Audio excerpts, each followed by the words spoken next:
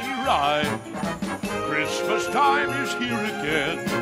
Come on, we're going for a sleigh ride. To spread good cheer again.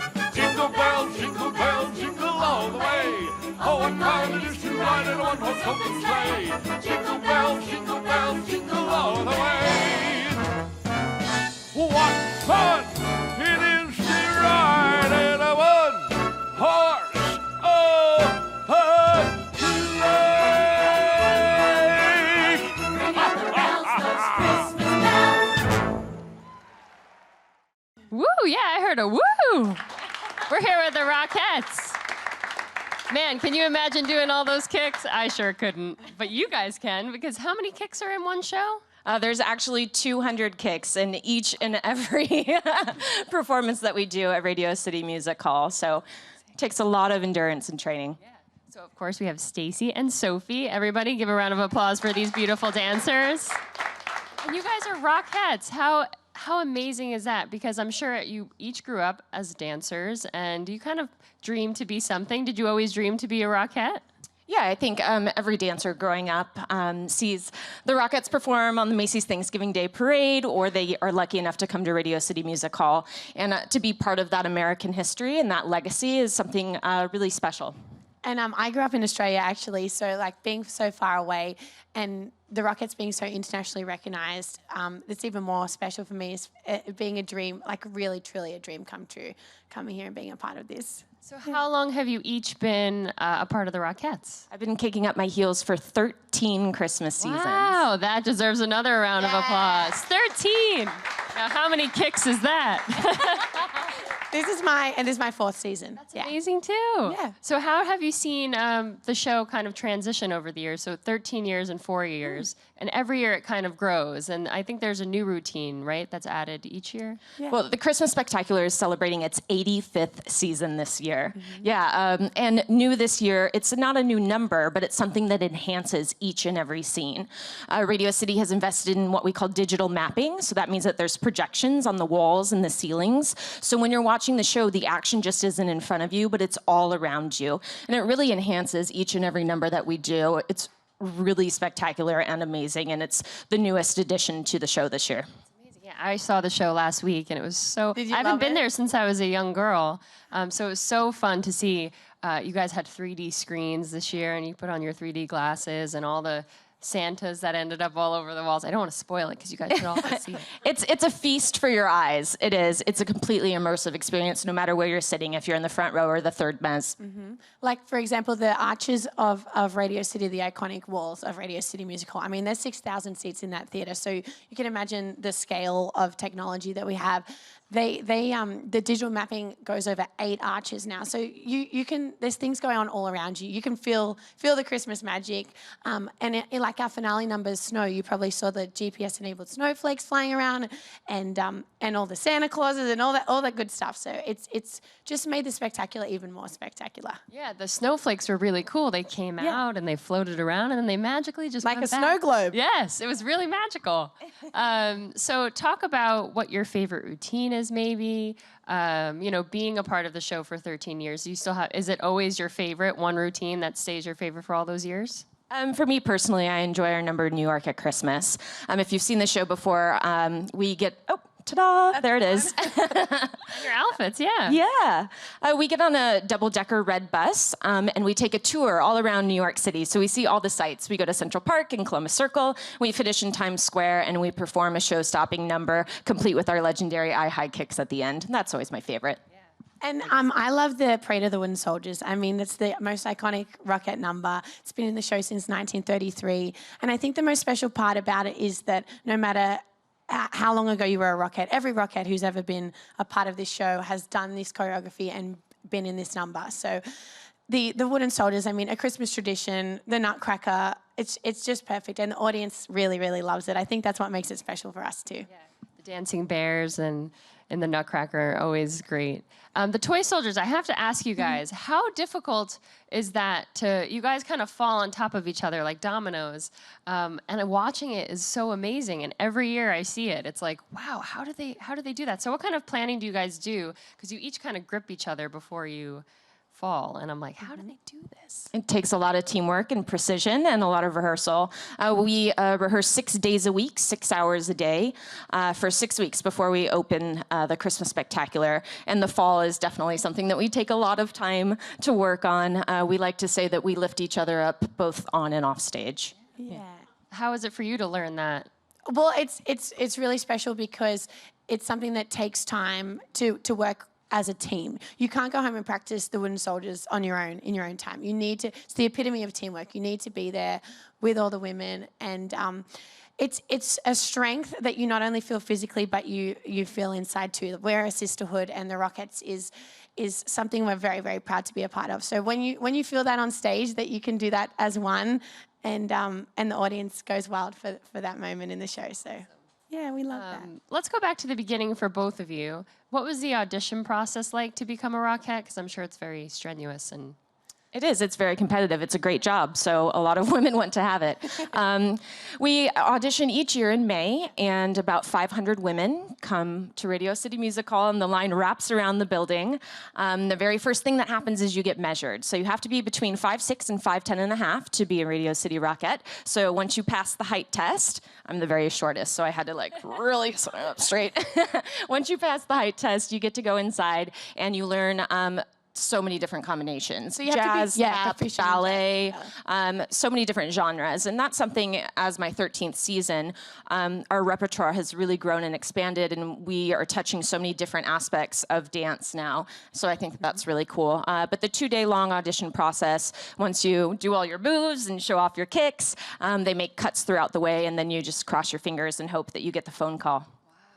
How was your audition? Well, I came all the way from Australia for the open call, and really I was actually just there for the experience. I never dreamed that it would become a reality so quickly, which was super exciting. But the Rockette world, I had never even been a part of that. I had, my French twist going on, and my Rockette red lip, and all of those things, and everybody in their fancy heels, and it's a whole nother world. And the genre of what we display in the show is like no other. You have to be proficient in jazz, tap, and ballet, but it's precision dance, and it really is the epitome of teamwork. So it's something that you have to learn, and as Stacey was saying, it develops every time, every year, and the numbers are getting harder and more difficult because the demand is so high for the entertainment. So it's a grueling process, but it's definitely worth it. And then once we get into rehearsals, 6 days a week for 6 weeks, you learn how to be a Rockette pretty quickly. Do you guys have to refresh your memories every year too when you go back? So the auditions are in May. So then when do you guys actually start, practicing and refreshing your memory on each choreography? 6 weeks before we open traditionally. So normally around the middle or end of October, we all make the trek to the city if we don't live here year round and start rehearsing. And so what is rehearsal like? Because you said it's precision dancing, and a lot of us watching it on stage, I can't imagine you ever even messing up because you probably practice so much. Do you guys ever get nervous that one misstep can kind of throw everything off? Well, there's 80 Rockettes, so we have 2 casts. There's 36 women in each cast, and we have 4 swings per cast. Stacey's actually a swing herself, so they have to learn 9 parts of the show themselves. They're the true heroes of the show, really. But in rehearsal process, there's 80 women in one room, and we're all learning the choreography together with our choreographers and our dance captains. I think that's one of the most exciting parts of the process too, because we're all learning the choreography fresh, because your track will change each year, so you're always doing something different. The choreography's changing. They're adding new numbers. But it's awesome to be in the room with all those women. It's really special. It's quite rigorous, as we were describing. And a fun fact, we have ice tubs. So just like professional athletes, after we have our 6 hours of rehearsal, we go to our athletic training facilities and we get in the ice tub, and it helps repair your muscles so that you're ready to go the next day. So do you guys do 2 shows a day, or do your cast kind of rotate so you get a break so you can take that ice bath? We're on a rotation, but we do up to 4 shows a day. So we just really need to take care of our bodies like any athlete does, and they treat us like true athletes and professionals. So a lot of rest and hydration, and take care of your body. Yeah. What kind of stretches do you guys do to get your legs up that high? I have to imagine that you guys are constantly I mean, well, we have been dancing our whole lives, so. Yeah. I personally like to do yoga. We all kind of do different things to keep our bodies in shape and fit, both during the season and out of the season. I have to, of course, talk about the iconic costumes and the costume changes because, again, in the audience, you guys like come out and you're a deer, and then you come out again and you're dressed as something else. So what was it like to put on the costumes for the first time? It always changes the choreography a little bit for you Yeah. because you go through rehearsal feeling a certain way, and then once you add the weight of all the costumes and the hats and the lights and all of those extra elements, I mean, that's what makes the show how special it is. But you definitely have to take a different approach to things, and it becomes more difficult. Our fastest quick change in the show is actually 78 seconds, and that's from the Wooden Soldiers into our New York at Christmas bus number, but we're underdressed in that because we have our coats on, and then we have this dress underneath and our headpieces. So those quick changes are all part of the Christmas magic, though. I mean, we don't want the audience to know how stressful it is sometimes backstage, but it becomes part of the routine. There's a whole show going on in the wings just as much as what's going on stage. We have dressers who help us out, a huge wardrobe department. We're very, very fortunate. But the costumes, that's when you feel like a true rockette, especially when you put something like the Wooden Soldiers on with the hats and the stripes and the jackets. So, yeah, it's really magical. When you guys run off stage, you each kind of have a person that you go to that kind of helps you get changed, or I can imagine the crew backstage being so enormous. Yes, we have a cast and crew of about 200 people. So it takes a village to put on the Christmas Spectacular, that's for sure. We have tracks off stage, as she was saying, so I know that I'm going to take this pathway to get to that specific dresser, and if we're going to change next to each other, I know that she's going to put on her shoes first while I put on my dress, and then we're going to switch so that we get back out there in 78 seconds. Oh, it's like choreography behind the scenes too. It's And amazing. we always have one another's back too. So if you like forget to put your ragdoll cheeks on, it's like, quick, Soph, don't forget your cheeks. Like, you know, there's always something going on back there. But yeah. Yeah, because the makeup changes too as well, right? Yeah, Or do you guys do you have people putting that on, or is it just kind of placed there? Oh, it's a special little place cheek. Looks good. But all the hat changes, things like the 12 Days of Christmas, I mean, we're dressed like a present. I mean, that costume is so iconic as well. And we all feel really special in that one too. 12 Days of Christmas, that tap number. I mean, in all our tap numbers as well, you might not know, but we're all individually mic'd up on our tap shoes. So those tapping sounds you can hear is coming straight from each of our feet themselves. Let's talk about the tap numbers. When did the tap kind of come into play for the show? I mean, the Rockettes have always had tap numbers, but 12 Days of Christmas, which is the biggest tap number that's currently in the Christmas Spectacular, it made its appearance a little bit longer than 10 years ago. And it's 7 minutes of tap dancing, nonstop entertainment. And it's quite challenging. It has a little bit of a hoofing element to it. So it's a little bit different than what you would consider normal Broadway tap. Is that one of the hardest routines for you guys, or do you have one routine that sticks out being the most difficult, stamina-wise? The Santa number as well, Here Comes Santa Claus, is actually quite deceivingly difficult. I mean, we're in Santa suits, and they're quite heavy as well. And that's also a point in the show. It's like that halfway mark where you're really feeling it, and then you're in the suit. So that's a lot as well. And we're ringing bells and all that kind of stuff, and gallivanting around the stage. If you're not familiar with that number, Here Comes Santa Claus. It's a moment in the show where Santa is explaining how he can be everywhere at once and how he can deliver presents all around the world in just one evening. So the Rockettes and the ensemble, every single dancer in the show puts on these Santa suits. And with the new digital mapping that we have, now Santas appear on the ceilings and the arches. So it's like you're just immersed in Santas everywhere. So fun. But you're like, where's the actual Santa? I Yeah, can't exactly. spot That's the point. Let's talk about the set design and just being on the sets. What's that like for you every year when you're done with rehearsals and you kind of are on the stage blocking and you get to see all these sets? And I'm sure every year is a little different.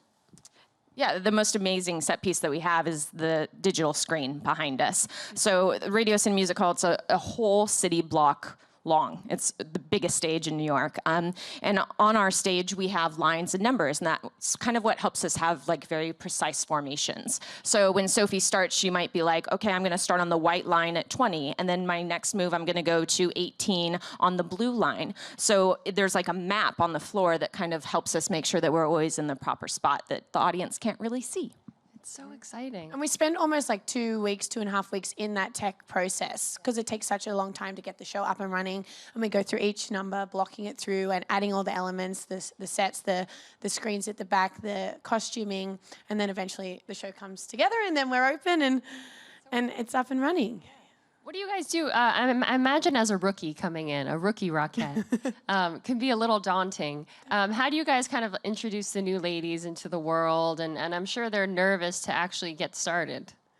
Well, it's a sisterhood, like I was saying earlier, so everybody is really supportive, especially coming from halfway across the world. I have never felt so supported and welcomed, and especially in the holiday season, a lot of us are away from our families, not just me, but most of us girls are. And it's the true teamwork, I suppose, and you just make special memories with one another. So I've never felt like I wasn't a part of the family, like from day one and every time I come back to do the show. Yeah. The rookies do have what we call boot camp also. So right. you get to come in a couple days early and you get to learn the moves that the returnees already know so that you're not super overwhelmed when all 80 women walk in the room and they all know the dance and you don't. So yeah, they get a little bit of special love and extra time at the beginning of rehearsal. You mentioned your being away from your families. Do your families come and see the show every year? That's the best part about it. Yeah, my family come from Australia to see the show.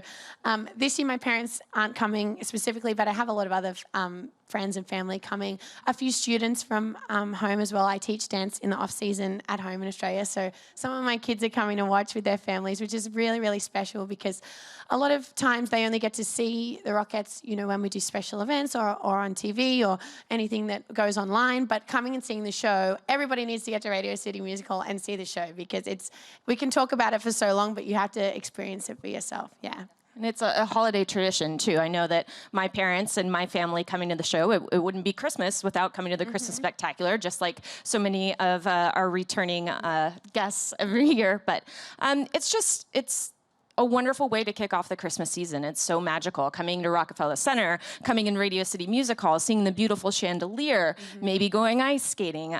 It's just really nice, in our kind of hectic Christmas season when you're running around and trying to do 5 million things and get your shopping done. It's a nice little escape from that.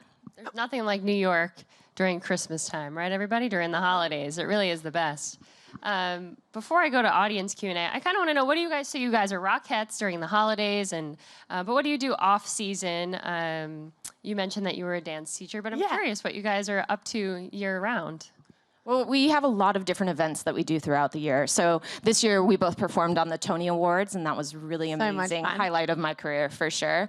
And the Rockettes also did a lot of USO tours. So we were lucky enough to travel around the country this summer and dance for some of our service men and women, and it was so nice to do that once again this year. Were you a part of those tours too as well? I came for the Tony Awards, yes, but I've been in Australia most of the time. But that we also do things like America's Got Talent, and we've done Dancing with the Stars and a lot of NBA, All-Stars games, things like that. So there's always extra Rockette things going on throughout the year, which makes it even more special, yeah. Yeah, what's it like being a dancer kind of in the industry and kind of finding your way and finding gigs? I imagine that it's both exciting, but also a little, because there's so many dancers out there. It's a tough industry, that's for sure, but we're also very blessed to be Rockettes and to have this as part of our career. I think we thank our lucky stars every day that this is the job that we get to do as a performer, especially. To do something that you love and that you work so hard for your whole entire life, and to have that dream come to fruition is so rewarding. And especially in New York. I mean, it's such an iconic thing, so we're very proud of that. Yeah. It's awesome. Well, I do want to ask these lovely people to get their questions ready. Who's first? Hi, sorry. First of all, we just wanted to say we're dancers and we have looked up to the Rockettes pretty much our entire lives, so it's an honor to see you and hear how it all goes, and here's our question. We were wondering what's the biggest challenge of dancing in such a large group and keeping everything in sync, because we face, not obviously on that big of a scale, but a little bit of that. I feel like we are so hyper aware of each other. Like, when the people that I'm dancing next to, I can tell what she's thinking without her even having to say a word at this point. I've danced with some of these women for 13 seasons. But we do have dance captains, and they give us notes, and they're very specific, like your fourth finger needs to be here instead of there. But it helps keep us really fresh and engaged in each and every show too, because we're thinking about, I want to make this better this time, or I want to do this a little bit differently, so that we're really presenting the best show possible to everyone in the audience. And on those long 4-show days, I mean, sometimes we're doing up to 4 shows a day, because we're all there together. We push each other through. You know, when it's tiring, we're always there for one another. So I suppose because you know you're a part of a team, you want to be better for one another and to be better together. Yeah. Do you guys want to be Rockettes? It's a dream of mine. That would be amazing. Oh, that's so great. I love it. Who's next? Hi, I'm a native New Yorker. I never let a year go by that I don't go to see the show. We love that. Yeah, and Radio City is like no place else. I'm wondering how you guys felt the first time curtain went up on a live show for you. Well, there's 6,000 people in the audience. I think it's a moment like when you put on your costume for the very first time. That curtain rises and, you know, the music starts, and even to this day, 13 years later, like, I get that little bit of, like, nervous excitement, energy. Talking about it now. Yeah. And we're in our reindeer outfit, right? And the music starts, and you see all the people. And you see the joy on their faces and how excited they are to be at the show. And it's like... I think it's a so true exciting. accomplishment as well. Personally, you feel like, wow, I'm here and I'm doing this. And it's not until you're in that moment, in that situation, that it all feels real. You know, you get caught in the hustle and bustle of the rehearsal process and learning all these new things. And once it's actually happening, it's like you can take a breath and take it all in. I mean, and every show, there's 6,000 people out there waiting to watch us. We get to bring joy to 1 million people each and every Christmas season. And I swear, every time, even when I was there, the seats are packed. They're always sold out shows. Do you guys ever find yourself like catching the eye of a certain audience member? That's kinda all part of sticking the with them? fun. Yeah. Yeah. Especially in things like our Ragdolls number. We rise up on the pit, so we're really, really close to the audience. And when you can see little girls sitting there dressed in a Ragdoll outfit or holding up. The other day there was someone like waving their little Ragdoll bear in the air while we were dancing. Like things like that are so exciting. That's another awesome dance with those boxes. Yeah. Spelling out Merry Christmas. It's Oh, you ruined mind the blowing. surprise. Guys, still go see it. I didn't ruin it. One more question. Thank you for being here. Has there ever been a particular celebrity guest in the audience that you were starstruck to see? And I do know that a couple years ago, Beyonce did come to the show. We have special guests all the time. Yeah.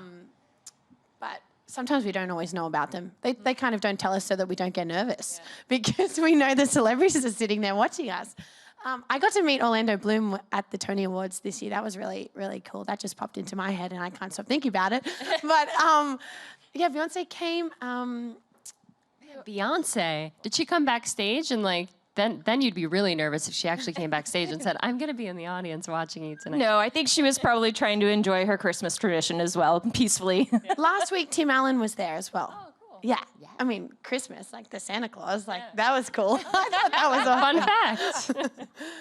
That's awesome. Well, we appreciate you guys being here because to us, you guys are celebrity guests on the Build stage, right, guys? Or is everyone going to go see the Christmas Spectacular? Yeah. So it's running Until through January 1st, and you can get your tickets at rockettes.com/Christmas or the Radio City Music Hall box office, of course. Awesome. Well, thank you both, Stacy and Sophie. We loved having you. Thanks Thank for you. having Come us. see the show.